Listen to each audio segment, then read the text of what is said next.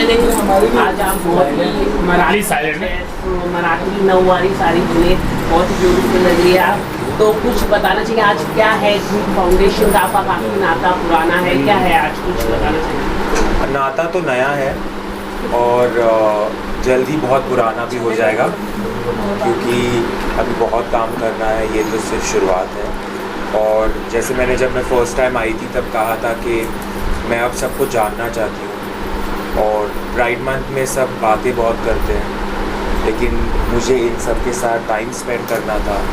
और मेरे फैंस ये चाहते थे कि मैं एक दिन नौवारी साड़ी पहनूँ, नथ पहनूँ, तो मैंने सोचा इससे अच्छा और मौका क्या हो सकता है। तो इसलिए डिसाइड किया कि सिर्फ मैं ही क्यों महाराष्ट्रन साड़ी पहनूँ, मैं सबको पहनाऊँगी।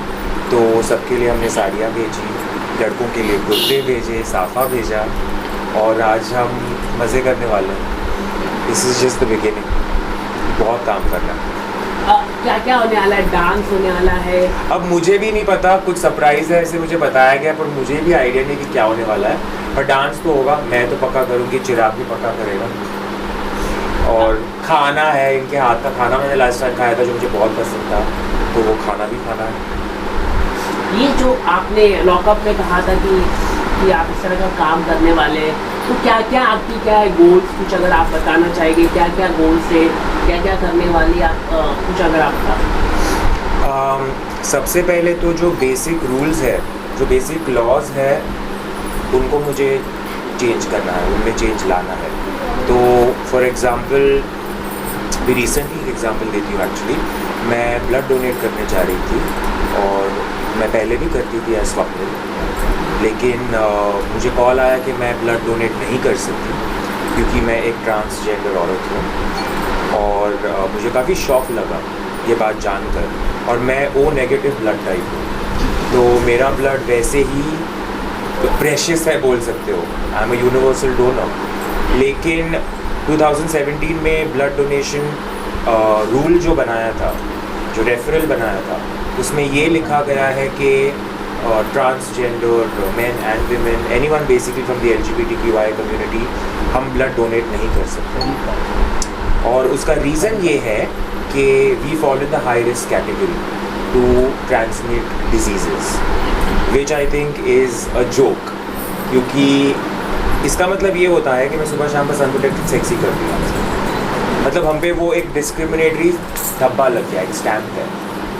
So things like these I want to change, and if I have a voice I will talk about it and I will scream about it as well. तो ये एक एग्जांपल दिया मैंने, मुझे ऐसे काम करने हैं जिनमें चेंजेस आए। आपको लगता है मैम कि आज भी ये नोशन है कि मतलब कि आज भी कई सारी चीज़ों में मतलब आप लोगों को इतना जो हक देना चाहिए वो हक मिलता नहीं है?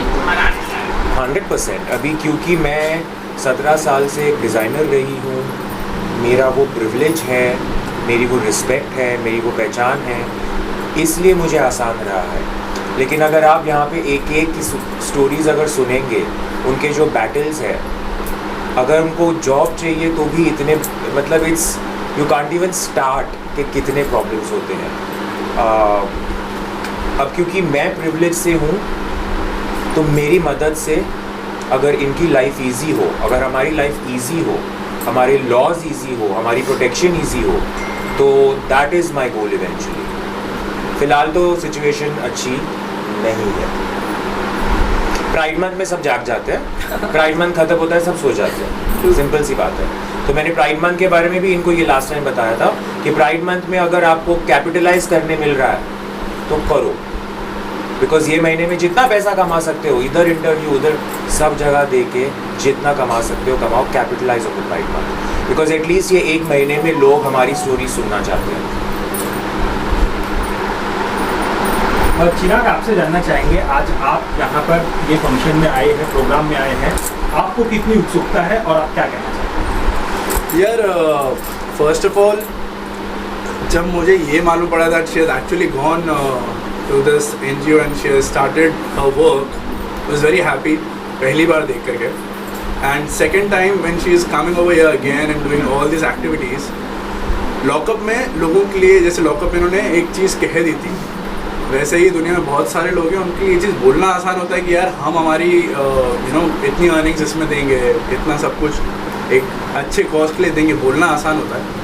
But then there are people like her who are actually going all out and doing that thing, and honestly and religiously she is doing it, coming to the place again and getting to know all of their stories that she has told me before as well. I think that's a big hats off to her that she is bringing a change in the society. So मेरे लिए I think I'm really curious to know कि अभी क्या activities होने वाली हैं because नमन ने भी आने से पहले कह दिया था कि कुछ तो सरप्राइज है. अभी पता नहीं क्या सरप्राइज है, but I am curious. So I am really happy and curious कि क्या होने वाला है. फैशा, मैं क्वेश्चन टू यू है, आपने अपना एक अलग स्ट्रगल आपका भी रहा है, भले आप एक आपने कहा कि अच्छी फैमिली से बिलोंग करती, बट स्टिल स्ट्रगल तो रहा है. तो आप फैशन डिज़ाइनर भी हैं, आपने स्ट्रगल भी किया है, तो किस तरह से आप खुद मोटिवेट करती है ना खुद को कि कम्युनिटी को? खुद को भी कभी कभी मोटिवेट करना पड़ता है. आई थिंक मेरे लिए ये बहुत सिंपल बात है, action speak louder than words. क्योंकि अगर मुझे कम्युनिटी को इंस्पायर करना है तो मुझे उनके लिए काम करना ज़रूरी है, उनके साथ काम करना ज़रूरी है. क्योंकि जितना मैं इनके साथ काम करते हुए दिखूँगी उतना और लोग आगे बढ़कर भी काम करेंगे. बिकॉज बोलने वाले बहुत सारे हैं, करने वाले कितने हैं, ये एक बहुत ज़रूरी पॉइंट है. और क्या इमोशंस लोगों का चेंज हुआ है कुछ सालों में?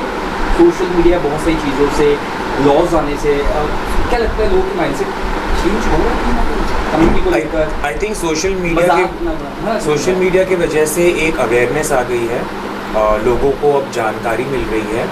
लेकिन क्या बुलिंग ख़त्म हो गई है? नहीं. क्या स्टिग्मा ख़त्म हुआ है? नहीं. वो मैं मेरी फैंसी गाड़ी में आती हूँ, गाड़ी में बैठ के चली जाती हूँ, तो मुझे तो ये सब कुछ फेस करने नहीं पड़ता. लेकिन जब ये यहाँ की जो लड़के लड़कियाँ हैं जो बाहर जाते हैं, उन्हें तो ये एवरी सेकंड झेलना ही पड़ता है. और ये कब रुकेगा? जब इनको रिस्पेक्ट मिले. उनको रिस्पेक्ट कब मिलेगा? जब इनकी एक लाइफ हो. तो सोसाइटी में अगर उनकी एक पोजिशनिंग हो, रिस्पेक्टफुल पोजिशनिंग हो, only then this stigma will stop. Anything that you, जैसे आपने खुद एक एग्जांपल दिया था वो ब्लड वाला, ऐसी चीज़ें जो आप चाहती हैं कि जल्द से जल्द होनी ही चाहिए कम्युनिटी के लिए, जो सबसे मेन प्रॉब्लम है? आई थिंक सबसे ज़्यादा ज़रूरी फ़िलहाल प्रोटेक्शन राइट्स होनी चाहिए. Because a lot of these kids are either thrown away from their houses or they run away from their houses. तो उनको प्रोटेक्शन देने के लिए कुछ लॉज होने चाहिए. बिकॉज प्रोटेक्शन भी नहीं होती, a lot of them also commit suicide. तो I feel first and foremost protection laws, secondly legal documents, finally I feel quota होना चाहिए एक. They all should have a Kota.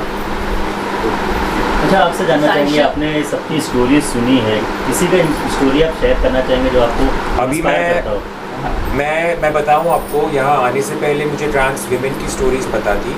यहाँ आने के बाद मुझे पता चला कि ट्रांस मेन की स्टोरीज़ कितनी ज़्यादा खतरनाक है. और